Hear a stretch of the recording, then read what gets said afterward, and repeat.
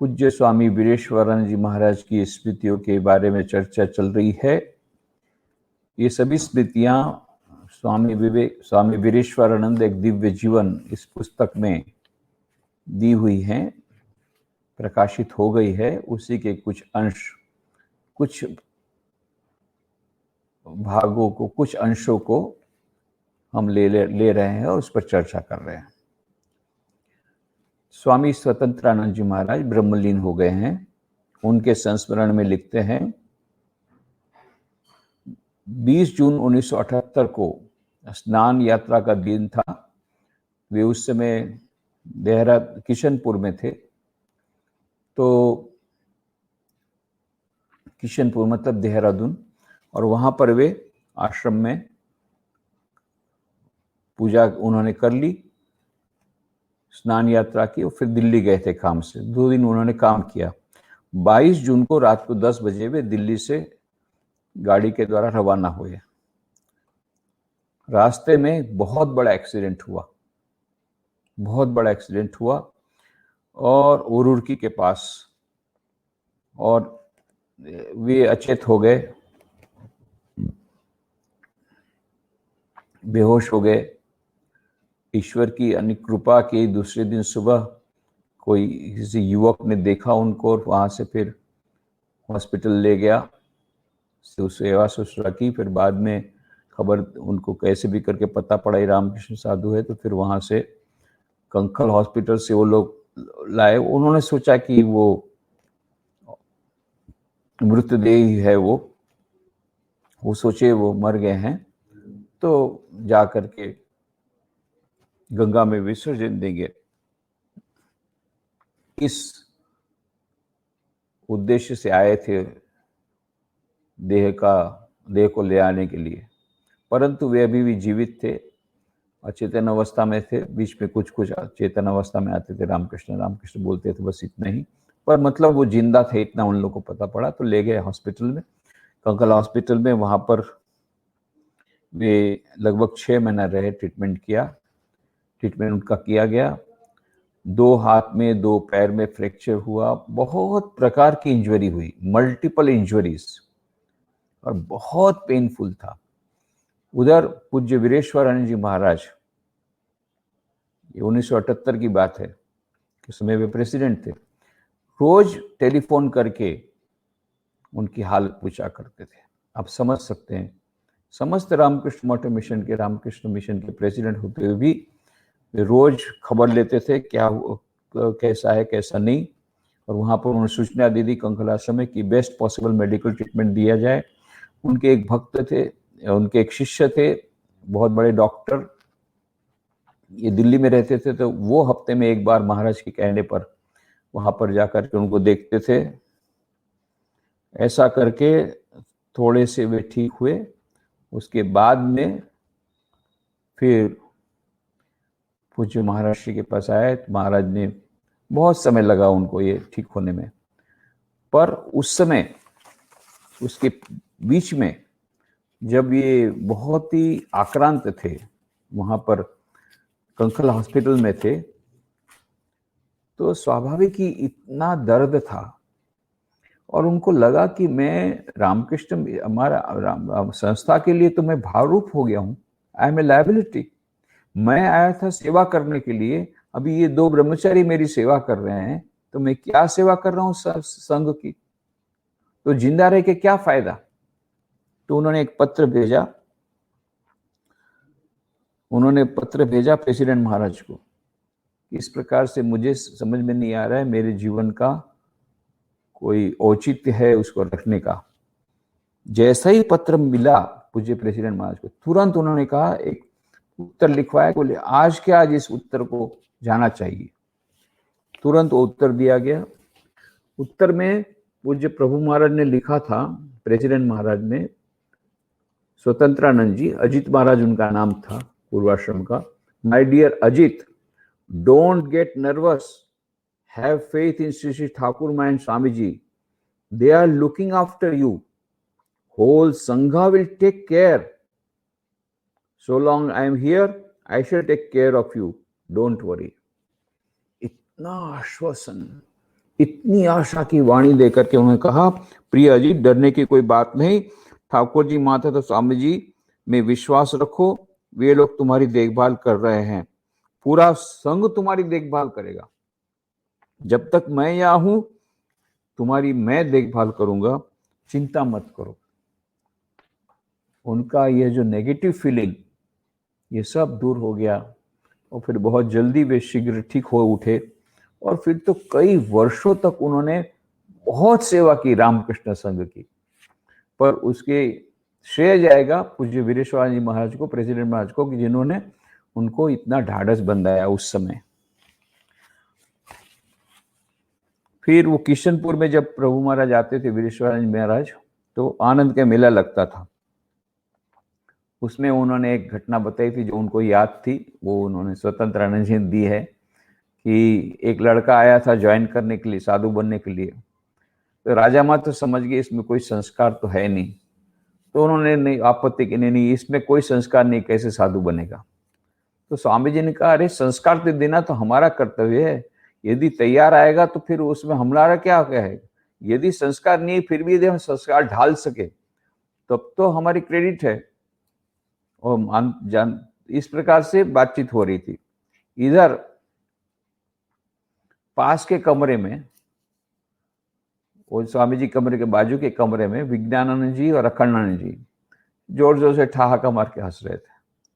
फिर स्वामी जी आए, देखो ये लोग से क्या सीखेंगे, नए नए ब्रह्मचर्य आएंगे, कैसे उनका संस्कार का ये होगा सिंचन। और फिर से उन्होंने राजा महाराज को कहा, स्वामी ब्रह्मानंद जी को, देखो ये एक भक्त के घर का लड़का है, वो लोग इतना सेवा किए हैं, तो लड़के को हम देखे तो सही, उसमें संस्कार डालने का प्रयत्न करें। फिर उन्होंने, अब ये जैसे स्वामी जी आए और इस प्रकार से डाटा की, इस प्रकार से शाम के समय में इतना हंस रहे हैं, तो दोनों गंभीर हो गए। और गंगाधर महाराज, मतलब स्वामी अखंडानंद जी, तो आंख बंद करके मानो ध्यान करने लग गए, जैसे बहुत ये है, शांत होकर बैठ गए। विज्ञानानंद जी महाराज भी गंभीर हो गए, शांत हो गए, और ये तो एकदम ध्यान में चले गए। फिर स्वामी जी ने कहा, अच्छा गंगा, फिर कहा कि देखो ये कितने बड़े भक्त का लड़का है, भक्त के यहाँ हम लोग गए थे तो कितना बड़ा बड़ा रसगुल्ला खिलाया था। गंगा कितना बड़ा रसगुल्ला था? अखंडानंद जी महाराज बिना आँख खोले ऐसा ऐसा करके बताए, इतना बड़ा रसगुल्ला था, पर ध्यान उनका चल रहा है और सब लोग इतना हंसे। उनका इस प्रकार से जो ढोंग हुआ, बहुत हंसे। ऐसे फिर बहुत लोग हंसे, उस समय काफी हंसे सब लोग। वहां पर भी जो लोग किशनपुर में, देहरादून में सब आश्रम में सब थे, जितने इनमेट्स साधु ब्रह्मचारी, बहुत हंसे। फिर उन्होंने बताया एक कहानी, एक बताया कि वहां पर स्वामी विवेकानंद के मंदिर के सामने प्रेमानंद भवन है, वहां स्वामी धर्मानंद जी रहा करते थे। तो स्वामी धर्मानंद जी ने एक बार ये कुछ साधु ब्रह्मचारी ऊपर में रहते थे, जानबूझ करके रात को धूम मस्ती किया। उनको मालूम था कि धर्मानंद जी भूत से बहुत डरते हैं। और दूसरे दिन धर्मानंद जी महाराज गए, जब प्रणाम करने जाते थे सभी साधु ब्रह्मचारी, रोते हुए कहते कि मेरे तो कमरे में मैं रह नहीं पाऊंगा, बहुत भूत आ गए हैं, रात को बहुत परेशान करते हैं, इतना आवाज करते हैं। महापुरुष महाराज तो समझ गए सब इसकी कारस्तानी है। महाराज, इसमें से जितने भूत है सब खड़े हो जाओ। तो वो जो 4-5 जो शैतानी थे वो खड़े हो गए साधु ब्रह्मचारी। फिर उन धर्मानंद जी को, देखो ये जो है ना, ये आपके भूत है, इनको जरा प्रेम करो, संभाल के रखो, तो आपको परेशान नहीं करेंगे। ये सब ऐसी ऐसी बहुत सारी बातें बताते थे। और ये स्वामी वीरेश्वरानंद जी वहां पर गए थे। इतनी देर में ऐसे हंसी मजाक चल रहा था, तब तक हरलाल महाराज आ गए, बोले महाराज को आंख में दवाई देने का टाइम हो गया है। तो फिर इस प्रकार से उनका अड्डा बंद हो गया। स्वामी चेतनानंद जी, जो कि अभी मिनिस्टर इंचार्ज वेदांत सोसाइटी सेंट लुइस में है, उन्होंने अपने बहुत अच्छे संस्करण लिखे हैं। उसमें एक उन्होंने घटना का वर्णन किया कि शाम का समय था, पूज्य महाराज साथ बात कर रहे थे, तब तक में मूरत राम वो हजाम था, बहुत दीर्घ कई वर्षों तक वो बेलू मठ में था। उसके बारे में तो पूरा अलग से एपिसोड हो सकता है। तो ये स्वामी विरजानंद सिंह महाराज से उन्होंने दीक्षा ली थी उसने। तो जो भी वो सभी का मुंडन वही करता था। तो वो शाम को आया प्रभु महाराज के पास और गीत गाने लगा, प्रभु मोरे अवगुण उचित न धरो। तो सूरदास का भजन है। तो चैतन्य महाराज का कि ये गाना क्यों गा रहा है हजाम, अरे नापित उसको बोलते हैं बंगला में। तो बोले फिर कि सुबह उसके आने की बात थी मुंडन करने के लिए, नहीं आया इसलिए क्षमा याचना कर रहा है। स्वामी यतीशानंद जी, उन्होंने अपने संस्मरण लिखा है कि 1968 में उन लोगों की जो ब्रह्मचर्य दीक्षा हुई, ट्रेनिंग सेंटर में थे, तो 2 साल पूरा होने के बाद उनकी ब्रह्मचर्य दीक्षा हुई पूज्य प्रभु महाराज, प्रेसिडेंट महाराज वीरेश्वर महाराज के पास। तो उस समय उन लोग बैठे थे, महाराज को कहा कि हमको कुछ उपदेश दीजिए। तब महाराज ने कहा, देखो याद रखना सब समय, हम यहाँ संघ को देने के लिए आए हैं, लेने के लिए नहीं आए। और क्योंकि अभी हमारा संघ बहुत ही नया है, अभी शिशु अवस्था में, इसलिए हमको विशेष बलिदान देना पड़ेगा, विशेष त्याग देना पड़ेगा, विशेष दुख सहन करना पड़ेगा। इसके लिए उन्होंने उदाहरण दिया कि आर्मी में ऐसा होता है कि फर्स्ट सोल्जर्स रहते हैं, ये फर्स्ट सोल्जर्स फ्रंट में रहते हैं, ताकि कुछ भी अटैक आएगा तो पहले ये फर्स्ट सोल्जर्स को सहन करना पड़ेगा। तो जो मुख्य जो आर्मी है वो बच जाएगी, और ये फर्स्ट सोल्जर्स जो हिम्मत वाले हैं वो आगे आगे रहेंगे। फिर उन्होंने कहा कि एक ऐसी आर्मी थी, एक ऐसी आर्मी जा रही थी, एक बहुत बड़ी खाई थी। अब उस खाई को पार किए बिना शत्रु पर विजय प्राप्त करना मुश्किल था। बड़ी टैंकर थी, और टैंकर को कैसे ले जाएंगे? तो आर्मी चीफ ने क्या कहा, जो फर्स्ट सोल्जर्स थे उनको कहा, मार्च, डबल मार्च पर दौड़ करके जाना पड़ेगा। सब दौड़े एकदम। डबल मार्च का मतलब होता है दौड़ करके जाना। तो फर्स्ट सोल्जर्स जितने थे फ्रंट में, डबल मार्च गए तो सब लोग एक खाई में गिर गए। खाई पूरी जब बंद हो गई, फिर वो टैंकर उसमें से गया और फिर आर्मी पर उन्होंने विजय प्राप्त की। तो फिर ये सब सुना करके प्रभु महाराज ने कहा, देखो always remember we are the first soldiers of Swami Vivekananda, और हमें बलिदान देने के लिए, दुख सहन करने के लिए तैयार रहना पड़ेगा। सभी लोग इतने सरचार्ज हो गए महाराज की बात सुन करके। यतीशानंद जी बोलते, आज भी मुझे महाराज का चेहरा याद आता है और हमको इंस्पिरेशन मिलता है वो चेहरे को याद करके। स्वामी शांत रूपानंद जी महाराज, ये ब्रह्मलीन हो गए, पोर्टलैंड में थे कुछ वर्ष, पर उसके पहले की जब वो चेरापूंजी में थे तब की बात थी। तो चेरापूंजी में, मेघालय में हमारा बहुत बड़ा ट्राइबल डेवलपमेंट प्रोजेक्ट चल रहा है। तो वहाँ पर पूज्य महाराज जी जाते थे। पूज्य वीरेश्वर जी महाराज को जिससे पहले ही कहा कि आदिवासियों के से और गरीबों से बहुत प्यार करते थे, तो वहाँ चेरापूंजी और नॉर्थ ईस्ट के भी आदिवासियों के प्रति उनकी विशेष उन्हें अनुकंपा थी। तो वहाँ की बात है कि चेरापूंजी में एक बार पेरिस के एक भक्त अरुण चट्टोपाध्याय ये वहाँ पर आए थे चेरापूंजी में। वहाँ पर उन्होंने देखा जो आदिवासी बच्चे हैं इनका कंठ बड़ा मधुर है और इनको संगीत का बहुत अच्छा सेंस है। तो उन्होंने सोचा ये पोटेंशियल सिंगर्स हैं। तो उन्होंने अरुण चट्टोपाध्याय ने उन लोगों को एक गीत सिखाया। एक गीत उन्होंने खुद ने सृजन किया, उन्होंने खुद ने रचना की, रामकृष्ण शरणम रामकृष्ण शरणम रामकृष्ण शरणम। मतलब एकदम सिंपल गीत है ताकि कि ट्राइबल लोग भी गा सके, समझने का कुछ विशेष नहीं है। रामकृष्ण शरणम रामकृष्ण शरणम रामकृष्ण शरणम, कृपा ही केवलम, कृपा ही केवलम, कृपा ही केवलम। शरणागतम शरणागतम शरणागतम। नमः श्री गुरुवे, नमः श्री गुरुवे, नमः श्री गुरुवे शरणागतम। रामकृष्ण शरणम। ये ऐसा है। तो वो गीत उन्होंने रचना की, फिर उन लोगों को सिखा दिया। अब ये जो बच्चे इतना सुंदर गाते थे, उसका नाम ही हो गया रामकृष्ण शरणम पार्टी। और जब भी प्रभु महाराज आते थे नॉर्थ ईस्ट में, तो ये रामकृष्ण शरणम पार्टी को अपने साथ रखते थे और रामकृष्ण शरणम पार्टी के पास से रामकृष्ण शरणम सुनते थे। वो उनका फेवरेट गीत हो गया प्रभु महाराज का, वीरेश्वर में। इतना ही नहीं, बाद में तो जहां जहां कई जगह पर भक्त जितने भी आश्रम में जाते थे, वहां भक्तों को इस प्रकार से रामकृष्ण शरणम ये गीत गाने को बोलते थे। एक बार ऐसा हुआ कि शिलोंग से चेरापूंजी शिलोंग जाते समय एक घाटी आई और घाटी का नाम है माकडोक। ये माकडोक नाम की जगह में उन्होंने गाड़ी को थमा दी और उन्होंने साथ में रामकृष्ण शरणम पार्टी को ले लिया था। ये बच्चे साथ में थे और ये वहां पर एक जो प्लेन जगह थी, वहां जाकर के बच्चों को कहा तुम नाचो और रामकृष्ण शरणम गाना करो, नाचो। और महाराज खुद भी इनके साथ नाचने लग गए।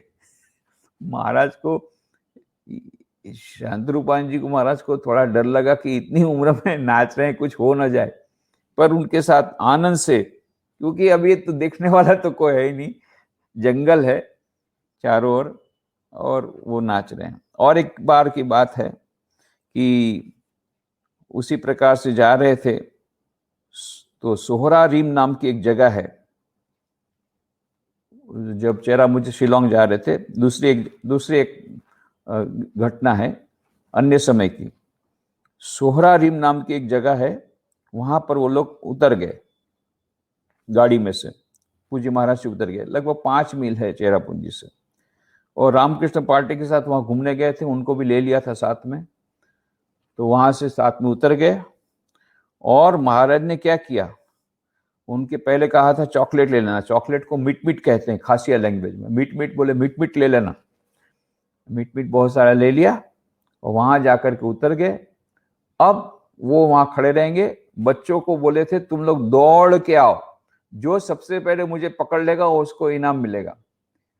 और ये सब उनको डर लगा शांतानी महाराज को कि ये लोग जोर से पकड़ेंगे, महाराज वृद्ध शरीर क्या होगा। पर महाराज बड़ा एंजॉय कर रहे थे, बहुत आनंद में थे। उन लोग को दौड़ की प्रतियोगिता कराई, मिट मिट दिया, पिपरमेंट दिया, ये सब करे।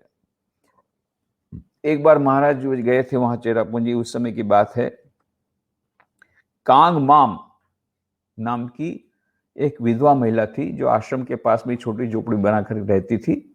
तो पूरा दिन आश्रम का काम करती थी, बहुत ही डिवोटेड और इतनी सिंपल वो आदिवासी महिला, बहुत ही सरल, इतनी भक्तिमान थी ठाकुर मां स्वामी जी के प्रति। विष्णुदानंद जी महाराज पास से उन्होंने दीक्षा लेके रखी थी। अब जब प्रभु महाराज आए वीरेश्वरानंद जी, उन्होंने सबको दीक्षा दिया। तो ये कांग माम ने कहा मैं भी महाराज से दीक्षा लूंगी। सबने समझाया तुम्हारी दीक्षा हो गई है, विष्णुदानंद जी महाराज ने तुमको दीक्षा दी है, तुमको दीक्षा की आवश्यकता नहीं है, और मंत्र दीक्षा केवल एक ही बार जिंदगी में ली जा सकती। वो आदिवासी महिला पढ़ी लिखी ने क्या बोले, अरे अच्छी चीज को 2 बार लेने में क्या हरकत है, तो अच्छी चीज है, दीक्षा तो बहुत अच्छी चीज है, तो लेने में क्या हरकत है। अब इसको कौन समझाए। तो महाराज को बोला गया, महाराज बोले कोई बात नहीं, मैं प्रॉब्लम सॉल्व करता हूँ। उसको बुलाया, दूसरी बार दीक्षा चाहिए, बोले हाँ ठीक है मिलेगी। अच्छा तुमने दीक्षा पहले जो लिया है मंत्र याद है, बोले हाँ, बोलो तो उसने विष्णुदानंद जी महाराज ने जो मंत्र दिया था बोला, बस मैं भी तुमको यही मंत्र देता हूँ, ये मंत्र का जाप करना। महिला भी खुश हो गई। बोले हाँ मुझे महाराज ने दीक्षा दे दी। वही का वही मंत्र उसने सुनाया था, वही उसको बोला कि ठीक इसी का जप करो। इस प्रकार से महाराज सब ये करते थे समस्या का समाधान। वहां चेरापूंजी में प्रहलाद पाल नाम के एक भक्त थे, उनके पास एक मैना थी। वो मैना को उसने ऐसा ट्रेंड किया था, हरे कृष्ण कहो, राम कृष्ण कहो, एकदम ऐसा लगता ही नहीं था कि वो मैना है, लगेगा कि मनुष्य की आवाज में बात कर रही वो। तो हरे कृष्ण कहो राम कृष्ण कहो, हरे कृष्ण कहो राम कृष्ण कहो। तो जब जब महाराज आते थे वो मैना को याद करते थे, वो हरे कृष्ण कहो राम कृष्ण कहो, वो वाली मैना कहाँ है, तो उसको लाया जाता था और महाराज को सुनाया जाता था, हरे कृष्ण कहो राम कृष्ण कहो। इस प्रकार से महाराज बहुत एंजॉय करते थे वहां चेरापूंजी में। अब एक बार वो महाराज शांतरूपानंद जी दिल्ली से जा रहे थे चेरापूंजी, तो जाने के पहले महाराज से उन्होंने प्रणाम किया। तो महाराज ने बहुत सारी चॉकलेट, बिस्किट, जो जो उनके पास था, बड़े बड़े पैकेट, ये सब दिया और अलग अलग करके दिया। देखो इतना है रामकृष्ण शरणम पार्टी, ये है शोभा पूंजी, ये है शेला के लिए, अलग अलग वहां पर बहुत सारे एरियाज हैं, बहुत सारी स्कूल्स हैं। तो ये सभी स्कूलों में कहीं कहीं बहुत सारे एरिया, सब जगह के अलग अलग लोग हैं। तो महाराज को सब याद है, अलग अलग जगह के लिए अलग अलग उन्होंने पैकेट बना के दे दिया। इतना प्यार उनको आदिवासियों के प्रति, बहुत स्नेह था। अब वहां पर उन्होंने सुना चेरापूंजी में, वहां पर स्कूल है, हमारी बहुत बड़ी स्कूल है, वहां पर बीच बीच में बच्चों को एजुकेशनल फिल्म बताई जाती है। तो उस समय 16mm फिल्म का जमाना था, तो ब्रिटिश काउंसिल से, दूसरी काउंसिल से, एम्बेसी से सब फिल्म आती थी, एजुकेशनल फिल्म, तो वो बताते थे। तो महाराज का मैं भी फिल्म देखूंगा तो एक बार फिल्म देखने भी बैठ गए और ठीक से नहीं दिखता तो टॉर्च से देखते थे उस समय एकदम महाराज जो थे शिशु के समान हो जाते थे, शिशु के साथ। स्वामी वरानंद जी, जिनको हम गोविंद महाराज नाम से जानते हैं, उन्होंने अपने संस्मरण में बहुत अच्छी बातें लिखी है, पर दो ही चीजें हम उनके, दो ही इंसिडेंट बोलेंगे। एक तो रात को एक दिन, वो उनके सेवक थे कुछ समय तक, जब सेवक के तब की बात है, अंतिम 2 साल भी सेवक थे तब की बात है। रात को 1:30 बजे उनकी नींद खुल गई, तो उनके मन में आया देखूं महाराज जी को कोई आवश्यकता तो नहीं किसी वस्तु की। तो जाकर के उन्होंने दरवाजे से झांका, रात को 1:30 बजे। क्या उन्होंने देखा? महाराज एक टॉर्च लेकर के, अंधेरा है ना कमरे में, टॉर्च लेकर के मां शारदा का फोटो देखने का प्रयत्न कर रहे हैं, और उससे ठीक नहीं दिख रहा है तो 2 टॉर्च लेकर के मां का फोटो देखने का प्रयत्न कर रहे हैं रात को 1:30 बजे। समझ सकते हैं, क्योंकि उनकी तो आंखें वीक थी, तो ठीक से दिखता नहीं था, तो इसलिए टॉर्च लेकर के मां का फोटो देख रहे हैं। एक टॉर्च से नहीं हो रहा तो 2 टॉर्च लेकर के, उनको इतना कष्ट हो रहा है पर वो देख रहे हैं। अभी कितनी रातें ऐसे बिताई होगी पता नहीं। तो महाराज ने बोला, मैंने एक बार अचानक मेरी नींद खुली तो मैं देखना चाहता था कि महाराज को कुछ जरूरत है कि नहीं, तब इस प्रकार से बोले, मैंने देखा। फिर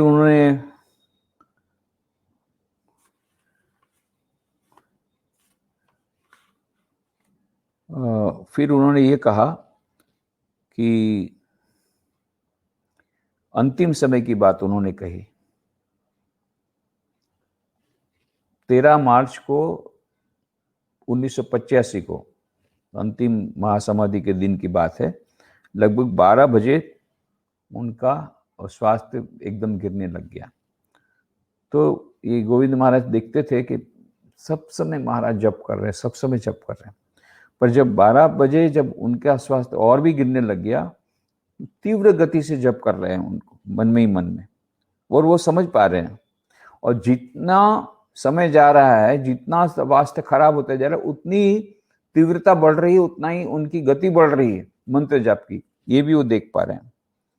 फिर 3:13 को अब ऐसा हुआ कि दोपहर को उनको भोजन जाने की, भोजन में बाकी सब लोग भोजन के लिए गए, वो बोलते मुझे भोजन में जाने का उस पता नहीं क्यों उस समय मेरे को मन ही नहीं हुआ। तो मैं महाराज के पास बैठा, चरणों को ये करता रहा, चरणों में हाथ फेरता रहा, उनको देख रहा था, उनके चेहरे की तरफ, मुंह की तरफ कांस्टेंट जप कर किए जा रहे हैं वो, और जैसा जैसा स्वास्थ्य खराब होता है और तीव्र गति से जप कर रहे हैं। 3:13 में सचेत अवस्था में श्री रामकृष्ण देव का जप करते करते वे भगवान में लीन हो गए। ये गोविंद महाराज ने खुद ने अपनी आंखों से देखा, अपनी आंखों से उन्होंने देखा। ये सब उन्होंने कहा है। फिर 1973 में कटिहार में उन्होंने माँ के बारे में उनको बोला गया, तो क्या आप माँ के बारे में बोली कि सब किताब में आ गया, जैसा वो कतराते थे बोलने के लिए। फिर भी जब सब लोगों ने कहा, तब उस समय उन्होंने अपनी जो व्यक्तिगत जो भावना थी वो उन्होंने प्रकाशित की। ये कहा उन्होंने कि माँ के पास जब पहली बार गया तो मेरे मन को मिट्टी के एक ढेले के समान घिसकर मेरे पुराने संस्कार सब दूर कर दिए और उसे एक नवीन दिशा प्रदान की। मिट्टी के ढेले के समान मेरे मन को पकड़ा और पुराने सब संस्कार दूर कर दिए और एक नई दिशा प्रदान की। ऐसी भावना, ऐसी फीलिंग कुछ वीरेश्वर महाराज बोलते हैं, माँ के साथ प्रथम मुलाकात में ही उनको हुई। माने माँ ने उनको कृपा पूर्वक उनके पुराने सब संस्कार उनके दूर कर दिए और एक नवीन दिशा उन संस्कारों को प्रदान की। तो ये मंत्र दीक्षा के साथ साथ उनको एक नया जीवन भी मिला, एक नया मन भी मिला, मंत्र भी मिला, नया मन भी मिला। माँ की इस प्रकार की कृपा उन्होंने माँ की इस प्रकार की कृपा प्रभु महाराज को, स्वामी वीरेश्वरानंद जी महाराज को प्राप्त हुई थी। तो पूज्य स्वामी वीरेश्वरानंद जी महाराज के बारे में और भी कुछ संस्मरण है, बाद में उसकी चर्चा करेंगे। आज ही समाप्त करें। ओम शांति शांति शांति। हरि ओम तत्सत। श्री राम कृष्णार्पणमस्तु।